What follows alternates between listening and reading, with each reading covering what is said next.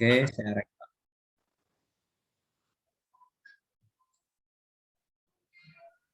Baik. Assalamualaikum warahmatullahi wabarakatuh. Waalaikumsalam warahmatullahi wabarakatuh.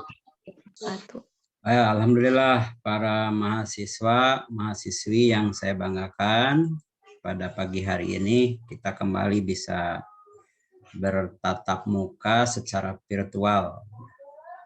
Khusus pada pagi hari ini kita akan diskusi tentang materi perkuliahan matematika ekonomi ya.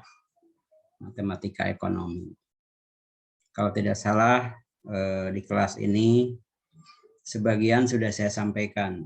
Jadi jangan khawatir walaupun ada kata matematika ya, bukan berarti nanti kita akan belajar lagi matematika seperti di SMA. Ya. Ingat bahwa mata kuliah kita adalah matematika ekonomi. Dari namanya saja sudah Anda bisa menduga bagaimana menerapkan ilmu matematika dalam bidang ekonomi. Kenapa ini penting? Karena Anda di Fakultas Ekonomi. Walaupun program studinya akuntansi atau manajemen, tapi Anda tuh Fakultas Ekonomi. Jadi dua-duanya di dua prodi tersebut harus paham tentang ilmu ekonomi. Makanya nanti Anda juga ada belajar mikroekonomi, nanti belajar lagi ekonomi-ekonomi yang lain, ada ekonomi syariah, ada ekonomi pembangunan, ada ekonomi politik, begitu. Nah, karena ada ilmu ekonomi, maka sangat perlu mempelajari matematika ekonomi. Karena beberapa hal yang terkait dalam ilmu ekonomi itu bisa dipecahkan gitu ya, bisa diselesaikan melalui ilmu matematika diantaranya.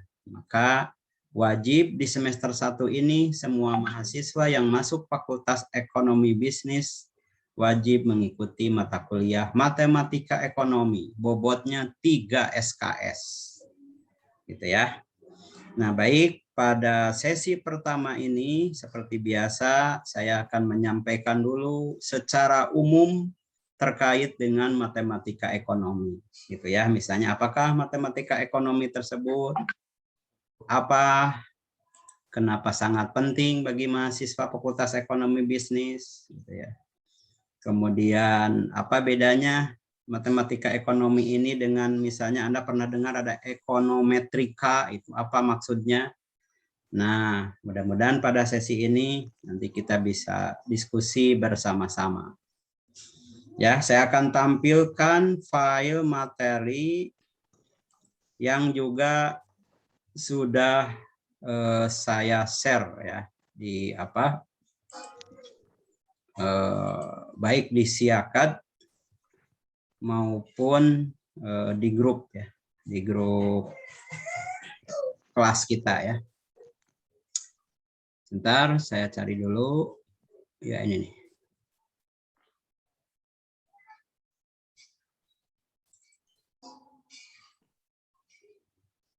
Nah, apakah sudah nampak?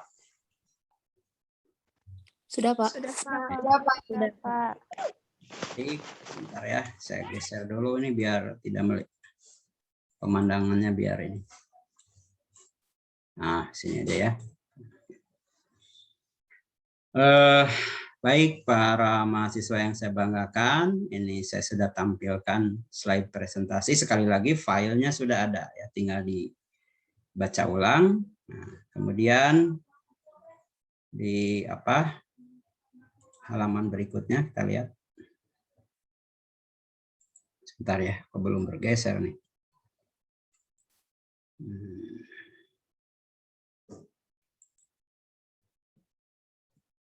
Oh ya.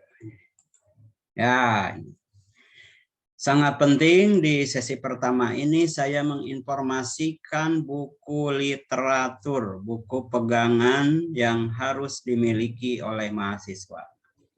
Ya sebetulnya saya tidak mengharuskan, tidak mewajibkan, tapi alangkah bagusnya kalau Anda mempunyai buku tidak mengandalkan PowerPoint dari dosen yang sangat minimal. Namanya juga PowerPoint ya, hanya poin-poinnya saja sebagai pemandu untuk menjelaskan. Jadi sangat minim kalau Anda hanya punya PowerPoint saja materinya. Nah, inilah bukunya ya. Buku yang boleh Anda beli, saya pilih buku yang murah saja, yang bisa dibeli dimanapun, termasuk di toko Palasari. Kalau orang Bandung tahu tuh ada toko buku Palasari, murah-murah di situ, spesial itu buat mahasiswa ya dan dosen. Ya, karena kalau ke Gramedia biasanya lebih mahal begitu. Nah, tapi kalau punya uang nggak apa-apa. Nah, di Palasari. Ini buku saya cantumkan 2 ya. Referensi. Ah, ini buku referensi.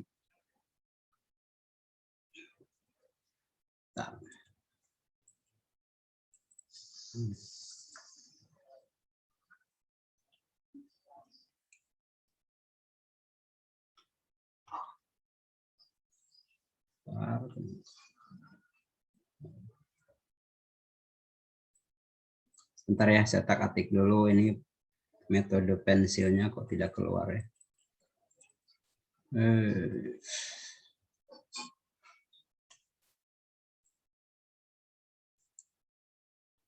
Sebentar ya. Oh, tadi keluar sekarang tidak. Berarti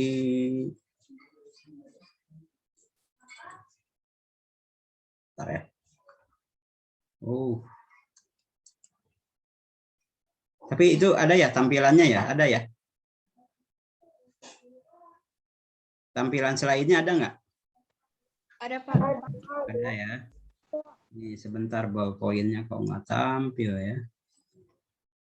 Sebentar saya stop share dulu ya. Ini mau ngecek dulu ini kenapa bisa begini.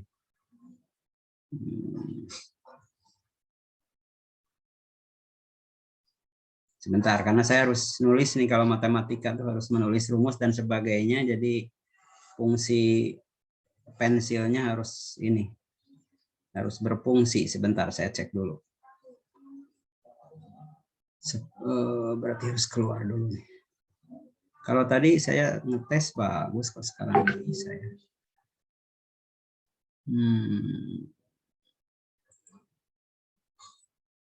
Ada yang masuk juga nih, sebentar. Kalau saya share di sini, kemudian kayaknya harus keluar dulu sebentar ya. Ini kalau matematik kan saya harus bisa nulis begitu, jangan ngomong saja. Oke, aduh kemana dulu ya? Aduh.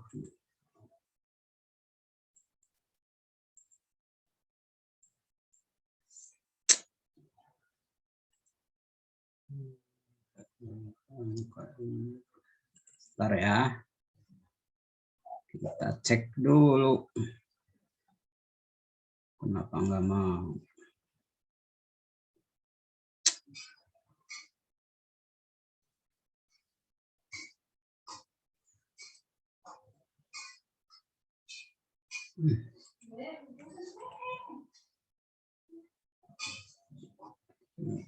Fungsi fan, oke. Kemudian kita keluar. Close dulu. Coba kita lihat lagi di sini. Mungkin harus yang biasa ya, yang basic ya. Coba yang basic. Nah, ini kayak ini. Nah, ini nih.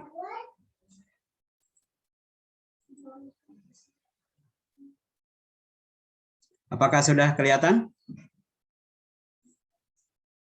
Halo? Sudah, Pak. Sudah tampil? Sudah, Pak. Ya, baik. Sekarang bisa kan? Jadi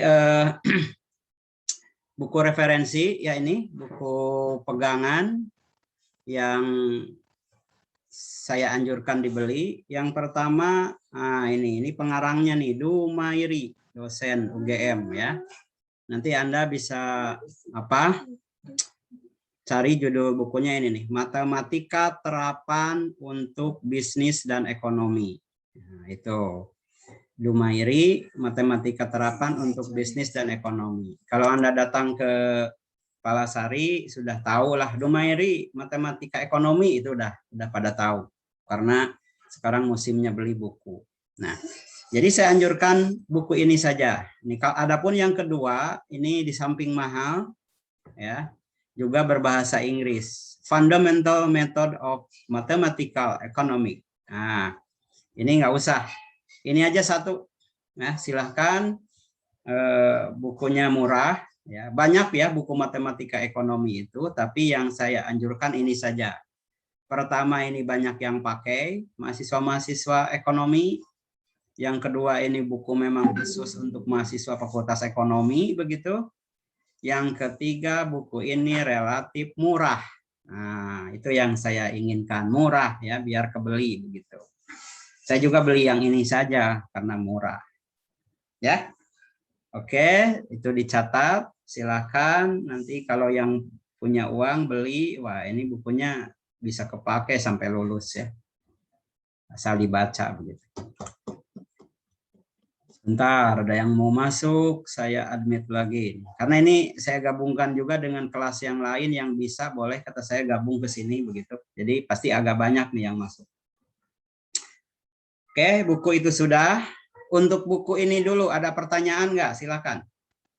Sebelum saya langsung ke materi. Untuk buku. Harganya, kalau Anda beli dari Palasari, harganya kalau tidak salah di bawah 50.000 lah. Ya, di bawah 50.000. Kalau kolektif banyakkan misalnya sekelas membeli buku ini gitu, dikolektif oleh ketua kelasnya, wah itu bisa lebih murah lagi, diskonnya akan tinggi. Asal ketua kelasnya bisa ngobrol dengan tukang bukunya, Pak, kalau saya beli misalnya 20 buku, ini berapa diskonnya gitu. Nanti bisa bisa 40% ya potongannya begitu. Jadi bisa lebih murah lagi ketimbang misalnya Anda beli seorang-seorang, apalagi yang tidak bisa nawar begitu. Ya. Kalau di Palasari kan boleh nawar, kalau di Gramedia, di toko buku yang keren begitu, itu kan sudah tercantum di situ harganya. Nggak bisa Anda nawar gitu. Ke Gramedia, Mbak, ini 30.000 ya. Waduh, malu-maluin ya. Nah, tapi kalau ke Palasari Anda ngomong begitu boleh itu ya. Ini 30.000 bisa nggak? Nah, itu masih bisa. Di Gramedia Anda ngomong begitu diketawain ya. Makanya saya jarang ke Gramedia ya, kecuali main saja gitu, lihat-lihat. Oke, kalau tidak ada pertanyaan kita lanjutkan. Ya. Aduh, ini kenapa gini lagi? Nah, ini. Sebelum kita ke matematika ekonomi, maka saya akan memperkenalkan dulu dari mulai munculnya matematika sampai kenapa ada matematika ekonomi begitu, supaya Anda sedikit paham lah, sedikit memahami. Jadi kita apa dulu matematika itu seperti apa? Ya, dulu ketika SMA mungkin sudah Anda memahami, tapi tidak ada salahnya saya review sedikit.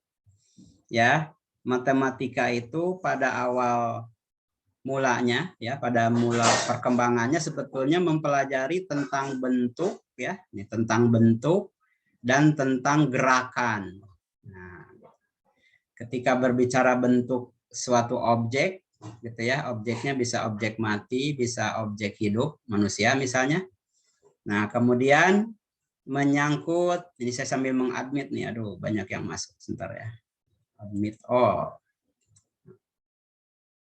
Menyangkut bentuk dan gerakan. Ketika sebuah bentuk benda bergerak, itu dihitung tuh oleh matematik itu. Jadi ada bentuk, ada gerakan. Nah, sehingga Anda lihat nih langsung ke tabel di bawah ini saja, ya, bukan tabel, gambar ya. Jadi matematika itu sebetulnya pertama yang dipelajari ya, yang diperdalam dalam matematika itu pertama adalah kuantitas. Nah, kuantitas itu adalah angka ya, terkait dengan angka. Makanya ketika Anda belajar matematika, maka angka yang disebutkan di situ. Tidak mungkin Anda belajar matematika tidak menyangkut angka, ya.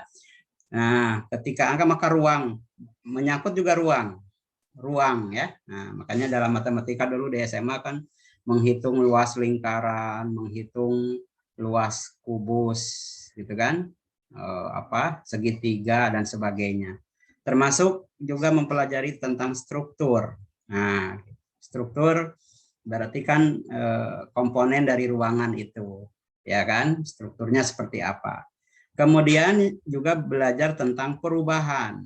Perubahan tadi gerakan ya. Ketika ada gerakan, pergeseran suatu objek, nah itu dipelajari dalam matematik. Dan akhirnya yang terakhir yang melekat pada diri kita semua manusia yaitu apa? Logika, akal. Nah, dari akal yang diberikan oleh Allah ya, maka kemudian kita pakai, nah itulah menerapkan ilmu matematik di situ. Logika dikaitkan dengan angka, dikaitkan dengan gerakan, dikaitkan dengan ruangan dan struktur, maka muncullah ilmu matematika mempelajari konsep-konsep tersebut, gitu ya. Itu pada awalnya. Nah, kemudian ya perkembangan selanjutnya ini kita lihat. Nah, matematika terus berkembang sehingga perkembangannya dibagi menjadi dua. Yang pertama perkembangan secara internal. Nah, Anda lihat di bawah tuh gambar ya. Secara internal. Kemudian perkembangannya secara eksternal. Ini. Ya. Oleh karena itu, ya. Nah, nanti akan muncul ilmu matematika ekonomi. Dari mana ilmu matematika ekonomi? Tadi kita lihat secara internal matematik akan mempelajari yang tadi. Bagaimana tentang konsep, teori, pendekatan, terus itu dipelajari ya yang berhubungan dengan tadi perubahan, ruang, bentuk ya dengan menggunakan logika. Itu namanya matematika berkembang secara internal. Nah, kemudian berkembang juga secara eksternal. Nah, ini nih, secara eksternal ini. Nah, maka secara eksternal matematika dikaitkan dengan ilmu yang lain.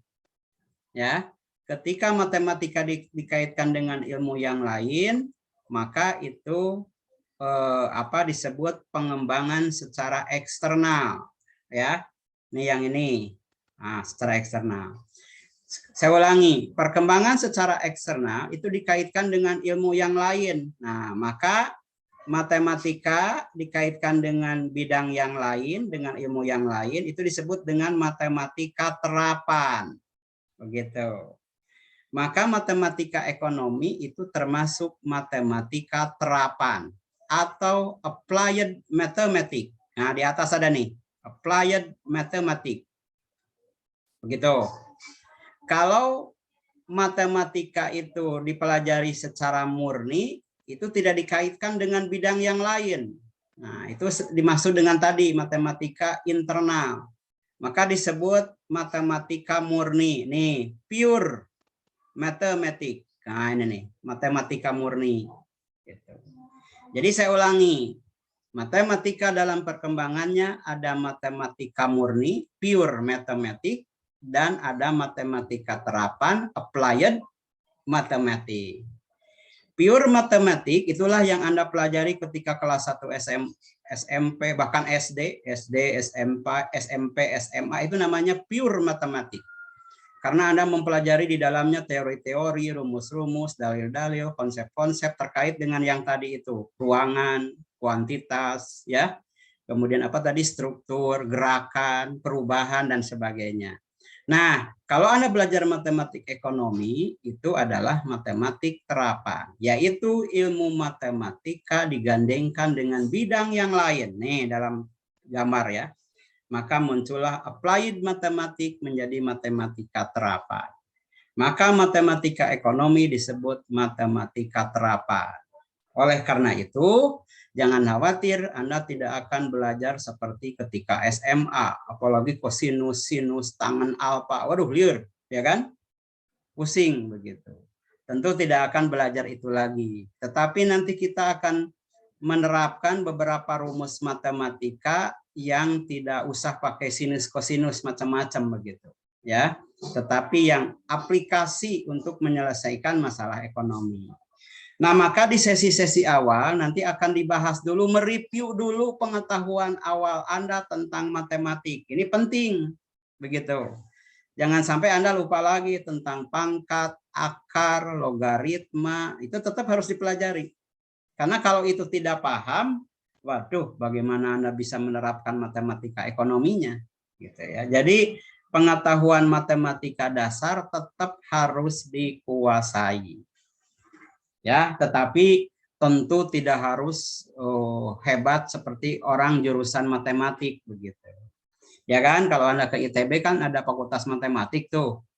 Kalau Anda ke Unpad juga, ke UPI juga ada tuh matematik. Tentu tidak akan belajar seperti mereka. Ya, tidak harus hebat seperti mereka, tidak usah. Ya, yang penting Anda sudah pernah belajar matematika itu sudah bagus, dan harus ingat gitu ya. Harus dihafal lagi, diulang lagi, dilatih kembali. Nah, nanti sesi 1 sampai 4 saya akan mereview dulu pengetahuan kita tentang matematika dasar.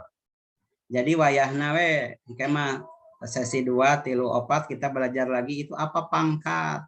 2 ditambah 5 berapa gitu ya. 10 ditambah negatif 20 bagaimana? Nah, itu akan dipelajari lagi. 2 pangkat 7 ditambah 5 pangkat 6 berapa? Akar 200 ditambah akar 500 berapa?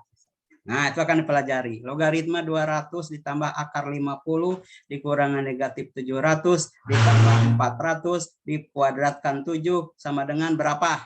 Nah, itu akan dipelajari lagi.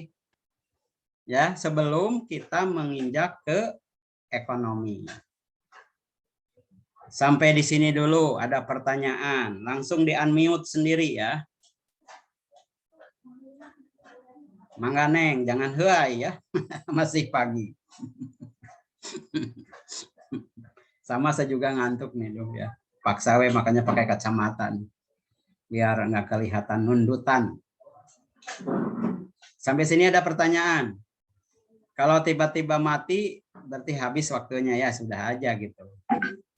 Kita akan dilanjutkan ke yang memperpanjang ya. Nanti karena ini baru awal-awal, yang penting Anda rajin dulu membaca dan punya buku itu dulu tuh yang tadi saya sebutkan. Ya. Tidak ada pertanyaan kan? Masih bingung? Lanjut. Nah, ini.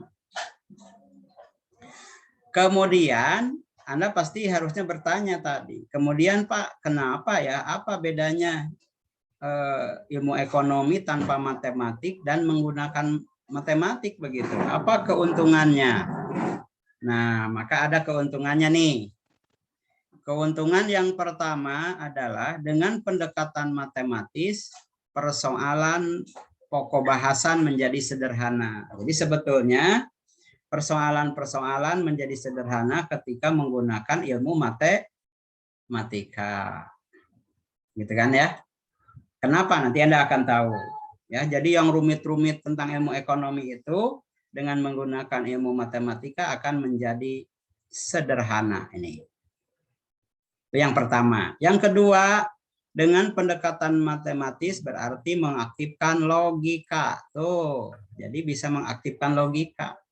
Jadi begini maksudnya, jadi tidak belajar ekonominya tidak hanya hafalan, gitu ya. Ilmu ekonomi adalah ilmu yang mempelajari tentang perilaku manusia dan kebutuhan-kebutuhannya. Nah, tidak usah dihafal begitu, tapi cukup menggunakan logika kalau Anda menggunakan matematika, ya. Jadi tidak perlu dihafal. Yang ketiga, yang C, dapat memakai sebanyak N variabel dengan menggambarkan sesuatu. Jadi dengan matematika, maka variabel-variabel ekonomi yang banyak itu bisa digambarkan secara sederhana. Nggak usah banyak-banyak banget begitu. Contoh Anda lihat nih di bawah nih. Nah ini. Tuh. Dengan ilmu matematika, maka persoalan-persoalan ekonomi bisa diringkas seperti ini. Anda kalau sudah pernah belajar matematik dulu pasti ngerti nih maksudnya ini apa gitu. Ini fungsi ya. Nah, itu fungsi. Nah, nanti kita pelajari yang ini. Jadi dengan ilmu matematik, maka berbagai variabel bisa disingkat-singkat. Misalnya pakai PR. PR itu price, harga. Ini income, pendapatan. PI, harga komoditas atau substitusinya, ya. Komplementer atau substitusi. Maka cukup ditulis seperti ini, ya. Ditulis seperti ini, sudah. Jadilah model matematika yang tidak ribet, ya, harus disebutkan satu persatu seperti ini, begitu. Ya, oke, lanjutkan. Nah, tetapi kalau tadi ada kelebihannya, keuntungannya, ternyata juga dengan menggunakan matematika ada kelemahannya, ya, ada kelemahannya nih. Apa kelemahannya? Yang pertama, bahasa matematis tidak selalu mudah. Nah, ini Anda yang ngiler terhadap matematik, bukan ngiler, yang tidak suka begitu, ngeri ya, bukan ngiler. Kalau ngiler mah bagus ya. Kalau ngeri terhadap matematik gitu ya, maka yang menyangkut istilah-istilah matematik ya, model-model matematika itu Anda akan bingung gitu ya. Malah akan bingung. Padahal maksudnya tadi untuk mempermudah, tetapi malah akan bingung. Kenapa? Misalnya begini tuh, Anda akan melihat Y sama dengan fungsi dari X. Apaan ini begitu? Pusinglah saya gitu. Fungsi-fungsi segala macam apaan itu. Nah, kalau Anda tidak suka matematik, maka otomatis Anda akan malah tidak mengerti begitu. Tapi kan sangat tidak mungkin Anda tidak suka matematik. Toh sejak SD aja Anda belajar matematika. Masa tidak suka matematik? Ya. Yang kedua, yang B, Anda lihat, maka seorang ahli matematik yang memiliki pengetahuan dasar matematik ada kecenderungan gitu ya, seolah-olah ini kecenderungannya ya, membatasi bahwa seolah-olah bisa dikerjakan semuanya oleh matematik, padahal tidak. Ya, padahal ilmu ekonomi tidak semuanya bisa dipecahkan secara matematik. Ya, itu kelemahannya. Jadi karena berbagai kelemahan tersebut, maka juga jangan menganggap bahwa matematika ekonomi ini super begitu. Ya. Tidak semua bisa dipecahkan masalah ekonomi itu dengan ilmu matematika. Maka bisa disimpulkan, nah ya dari yang sudah saya bahas itu, maka kesimpulannya adalah matematika merupakan pendekatan bagi ilmu ekonomi. Maka disebut matematika ekonomi. Yang kedua, matematika ekonomi itu yaitu merupakan pendekatan matematis yang merupakan mode of transportation, yaitu membawa pemikiran kepada kesimpulan yang singkat. Maka muncullah nanti ada model-model matematika. Seperti apa? Tentu sekarang Anda masih bingung. Tapi nanti setelah beres Anda belajar matematik ekonomi baru akan mengerti yang saya sebutkan sekarang ini. Sekarang mungkin Anda masih bingung. Nah, ya kan? Lanjut. Nah, ini. Anda harus membedakan ada matematika ekonomi yang Anda pelajari sekarang ini, ada ekonometrika. Nah, ini ekonometrika dan matematika. Saya tidak tahu Anda dulu SMA pernah nggak belajar ekonometrika. Dulu saya pernah jadi guru SMA ya sebelum tahun 2000. Itu saya ngajar ekonometrika yang ini. Nah, yang ini. Nah, Anda nggak tahu nih belajar nggak ekonometrika SMA.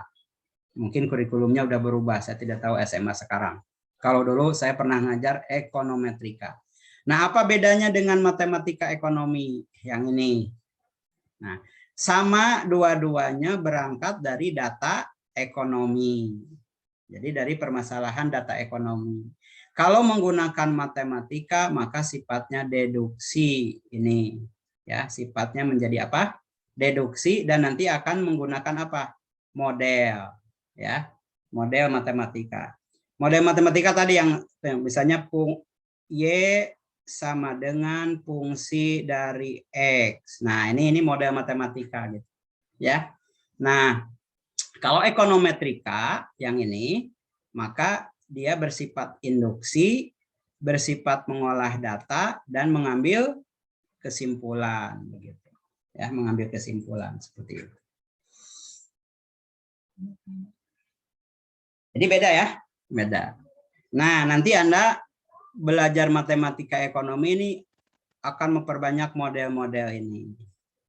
Ya, misalnya nanti ada tabungan gitu ya, merupakan fungsi dari pendapatan. Ini tulisnya begini cukup. Ya, fungsi permintaan sama dengan P ditambah QX. Nah, ini model-model matematik. Anda sekarang masih bingung, ya, nantilah, ya, nanti. Lanjut, kalau tidak ada pertanyaan. Ini berapa menit lagi nih? Kalau 45 menit sudah berapa menit? Disimpan nanti pas pertengahan. Masih banyak ya?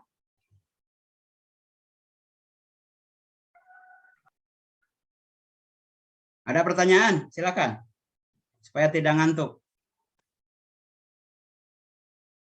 Ada pertanyaan sampai sini? Kalau tidak ada lanjut. Nah, ini yang penting. Ya, mudah-mudahan nih waktunya cukup.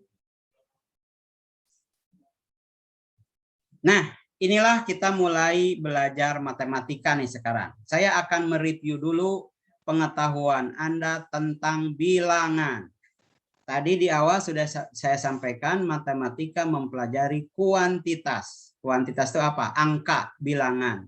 Nah, sekarang Anda harus paham tentang bilangan dalam matematika. Saya masih ingat belajar tentang bilangan ini dulu SMP kelas 1. Ya, bahkan mungkin sekarang mah SD ya. Coba pengetahuan Anda tentang bilangan bagaimana. Nah, lihat. Dari bilangan yang banyak itu dalam matematika dibagi dua. Yang pertama ada yang disebut bilangan nyata. Nah, ini. Bilangan nyata istilahnya itu bilangan real. Real. Ya. Yang kedua disebut bilangan hayal atau imajiner. Nah, apa? Imajiner. Jadi ada bilangan real dan ada bilangan imajiner. Dari banyaknya bilangan itu dibagi dua, real dan imajiner. Oke, sekarang bahas satu persatu. Bilangan real, bilangan nyata adalah bilangan yang benar-benar kita tahu unsur plus positifnya dan negatif. Jadi ada bilangan positif, ada bilangan negatif, jelas, maka itu disebut bilangan apa? Nyata. Semua bilangan yang Anda cantumkan itu ditulis di buku yang ada unsur positif negatifnya, itu disebut bilangan apa? Nyata. Contoh bilangan nyata. Nah, ini. Angka 1, bilangan 1, negatif 1, negatif 2, ya kan? 2 sendiri, 10.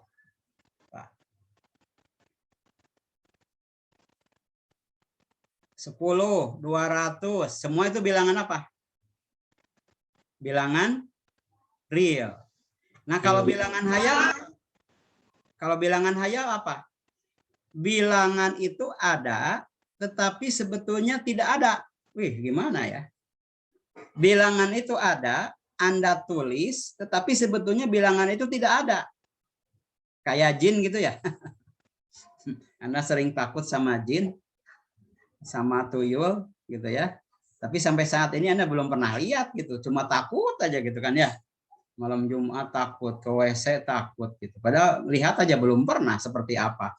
Walaupun lihat di TV, di film itu juga bohong gitu kan ya.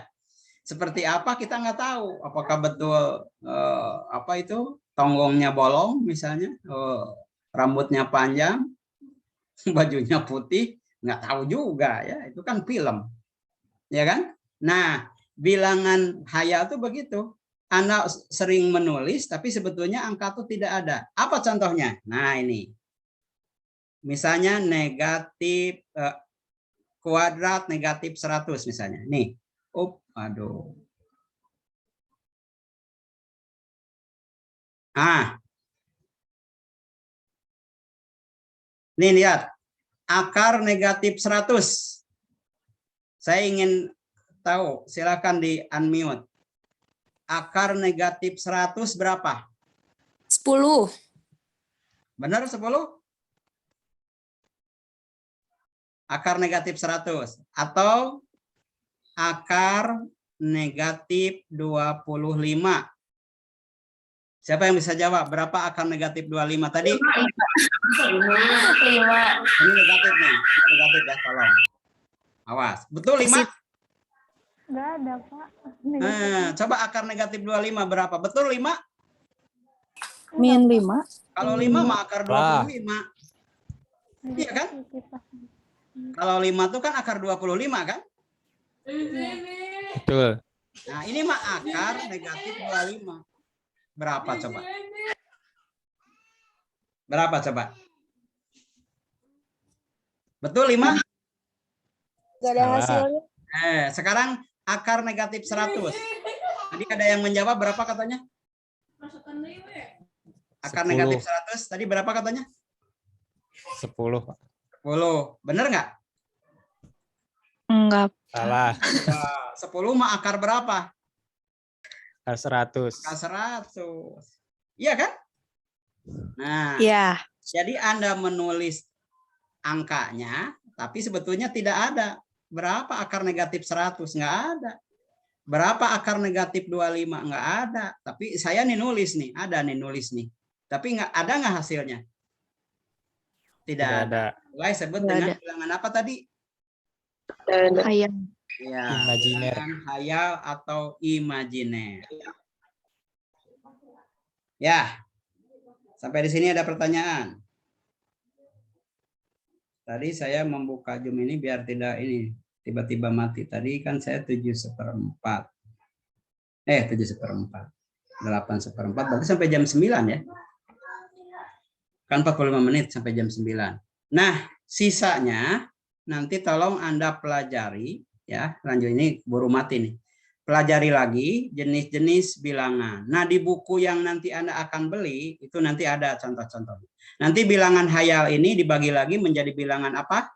Irasional dan rasional. Kalau ini yang hayal tetap sampai di sini mentok.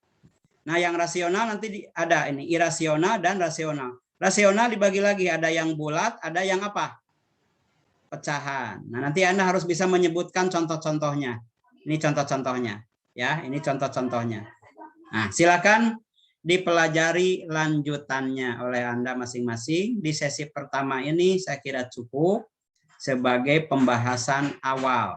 Nanti kita ada kesempatan lagi dibahas lagi secara Zoom ini ya, atau mungkin nanti ada jadwal ke kampus. Ya, nanti Anda kalau siap ke kampus, nanti sewaktu-waktu kita ke kampus. Karena ini matematika ini harus dijelaskan di kelas ya, supaya lebih matang begitu. Nah, saya stop dulu. Sebagai absensi, maka coba Anda buka kameranya, saya akan foto begitu.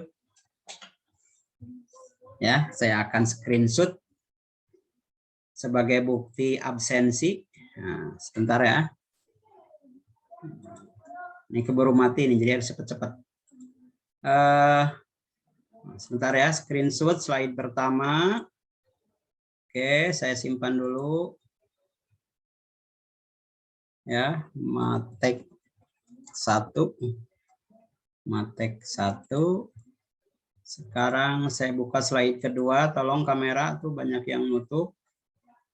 Nah, saya screenshot lagi yang kedua. Oke. Saya save simpan ya. Save as Matek 2. Ya, sebagai bukti saja lah ya. Nanti silakan absensi di grup ya, di list boleh. Kalau kelas lain ada yang pakai Excel gitu oleh ketua kelasnya di share ke grup ya, nama-namanya dan nomor NIM-nya begitu yang hadir. Ini mah foto hanya untuk ini aja. Sebelum mati sendiri ini Zoom-nya, sok saya kasih kesempatan bertanya di unmute begitu masing-masing. Ya, nanti saya jawab. Silakan, bebas selama terkait dengan matematik ekonomi.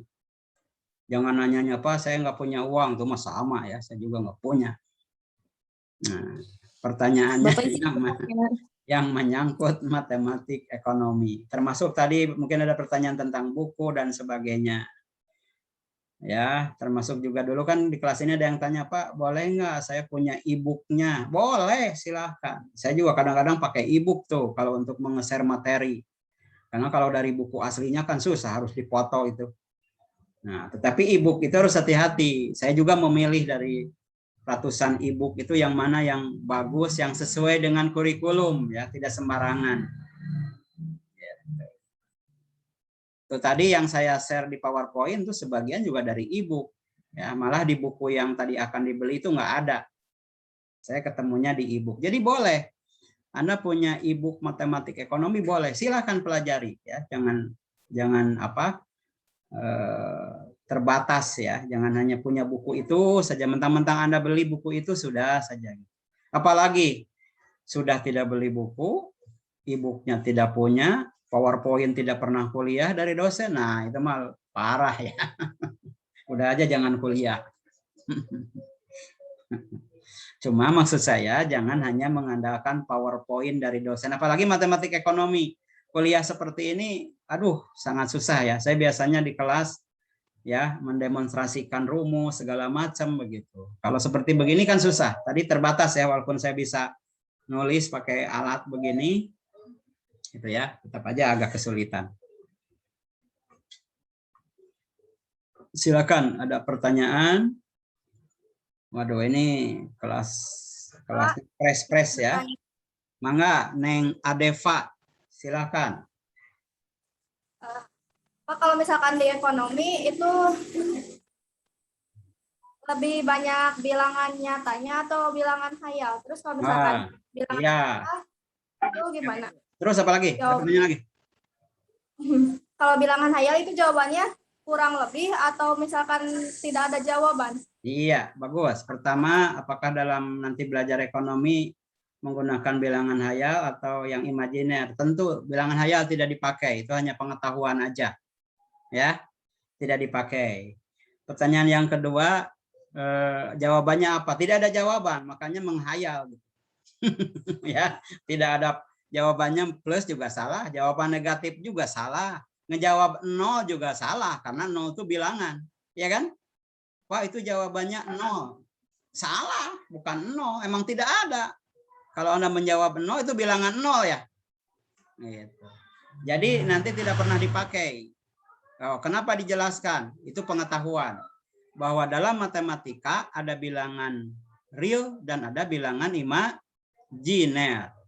Gitu. Itu pengetahuan aja yang imajiner itu. Sama seperti pengetahuan Anda tentang setan. Nah, kan gitu ya. Dalam Islam ada yang disebut dengan setan. Tetapi apakah Anda pernah melihat seperti apa? Pernah Noel Anda enggak? Gitu. Nah, Noel itu kan perasaan juga, ada yang Noel. Saking takutnya seolah-olah ada yang Noel punuk begitu. Padahal berit. Ya. Ya, Neng Adeva ya. Yang lain.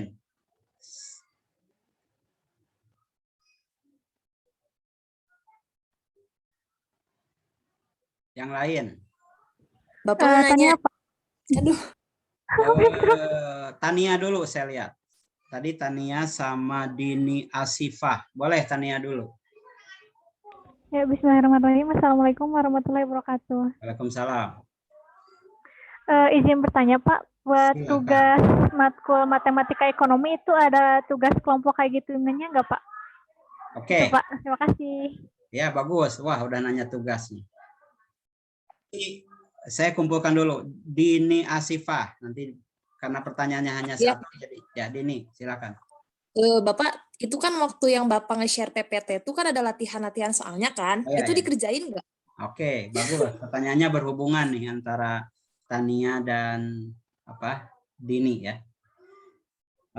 Tadi Tania juga sama tentang tugas ya. Ya, nanti ada tugas individu, ada tugas kelompok. Ya, pasti ada tugas. Lanjut ke pertanyaan Dini. Nah, itu saya mencantumkan tugas-tugas di situ sebagai latihan dulu, begitu. Saya malu ya, belum menjelaskan, tapi sudah ngasih tugas. Saya nggak mau, begitu. Jadi saya tidak akan menyebutkan dulu itu tugas.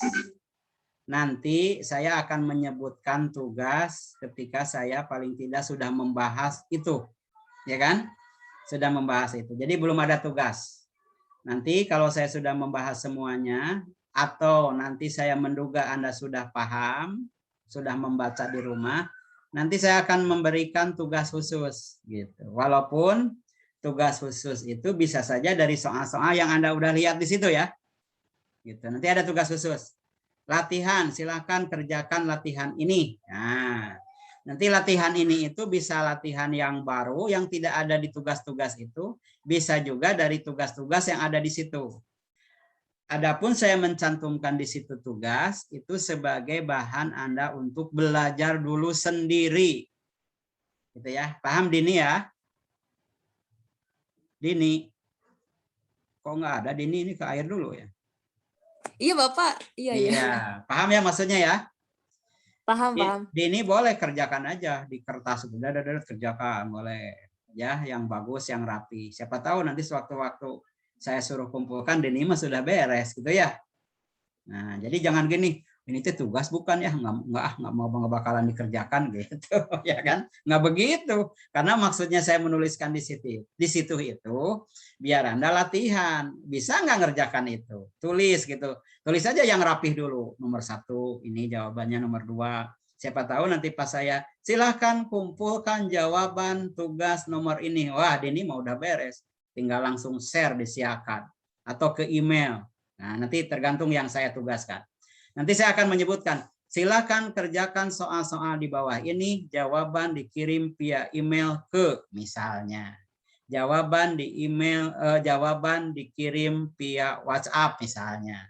Jawaban disiakan. Nah, kan bisa beragam. Atau nanti saya di WA Group menginformasikan, tolong kerjakan soal yang sudah saya share di Siakan. Berarti Anda harus buka Siakan. Gitu, nanti kerjakan di Siakan. Di share-nya juga di Siakan. Nah, makanya yang belum isi KRS, silakan isi KRS, coba dicek Siakannya. Apakah nama Anda sudah tercantum di situ? Kalau belum tercantum, segera laporkan ketua prodi atau ke staf FEB. Kenapa nama saya belum ada, padahal saya udah isi KRS misalnya. Atau saya mau isi KRS tapi kesulitan, ini kenapa? Silakan itu, jangan diam aja gitu. Karena walaupun bagaimana di akhir-akhir itu tetap pakai Siakan, begitu ya, tetap pakai Siakan. Walaupun sekarang belum dipakai. Nanti Zoom juga itu disiakan itu linknya ke depan itu. Mungkin nanti saya 5 atau 6 sesi link Zoom itu bukan di grup tapi disiakan. Gitu ya. Maksudnya supaya Anda buka-buka Siakan. Karena data yang benar itu disiakan. Ya, data yang benar itu bukan di WA. Bukan di WA grup. Gitu, tapi disiakan. Contoh, nama yang benar, tulisan nama yang benar itu disiakan. NIM Anda yang benar disiakan. Jadi kalau ada kesalahan nama, tanggal lahir disiakan, segera koreksi dari sekarang. Karena banyak yang kemarin wisuda, lulus, ijazahnya berdasarkan Siakan, terus tiba-tiba Anda mengkoreksi ini Pak tidak sesuai dengan rapot SMA. Oh, gimana itu? Kan di Siakan itu harus sesuai dengan akte dengan di SMA dan seterusnya begitu. Jangan beda-beda namanya. Nah, maka yang Anda tulis di Siakan ketika pendaftaran di Siakan harus sesuai nama yang sebenarnya. Jangan disingkat-singkat gitu. Kalau di akte kelahiran atau di SMA pakai Muhammad Ihsan di Siakan, jangan M Ihsan misalnya, ini misalnya. Begitu. Karena nanti selamanya akan tercantum itu sampai Anda di ijazah lulus. Nah, makanya tolong Siakan segera diperbaiki dari sekarang kalau ada yang salah. Termasuk tanggal lahir dan sebagainya. Ya, saya infokan semuanya itu kita akan terkomputerisasi. Ya. Baik, masih ada? makasih Pak. Masih ada Oh iya, pertanyaan. siapa nih? Tania ya? Enggak, Tania. Kan tadi Bapak bilang buat pengiriman tugas mungkin ada yang bisa via email atau via WhatsApp. Nah, buat format yang tugas kita kirim tuh itu formatnya berupa foto atau emang Word atau gimana Pak? Nah, di situ Itu, itu Pak. disiapkan nanti kan ada penjelasan PDF, PNG gitu ya, sama Word. Nah, nanti saya akan menginformasikan kirim jawaban berbentuk PDF misalnya. Atau gini, kirim jawaban dalam bentuk tulisan tangan tetapi di PDF-kan. Nah, bisa begitu. Jadi Anda, karena matematik itu ditulis tangan, tidak boleh diketik. Di samping susah diketik, ya, maka pakai tangan. Nanti Anda foto atau di-scan pakai apa? PDF. Kan sekarang foto bisa scan PDF ya? Maksudnya HP ya? Ya. Bagus kalau punya scanner di rumah yang PDF. Nah, gitu ya, syukur. Saya aja nggak punya itu. Nah, kalau Anda punya lebih bagus lagi. Jadi biasanya kalau matematik, bukan biasanya, jawabannya tulisan tangan, nanti Anda ubah ke PDF. Harus bisa tuh dari sekarang cara-caranya. Tanya kalau yang tidak bisa. Tapi saya yakin Anda udah bisa, karena waktu SMA juga sudah pernah lah. Ya, Tania ya. Terima kasih Pak. Yang jelas jawabannya tidak akan pernah diketik. Nah, itu saya tidak mau diketik jawabannya.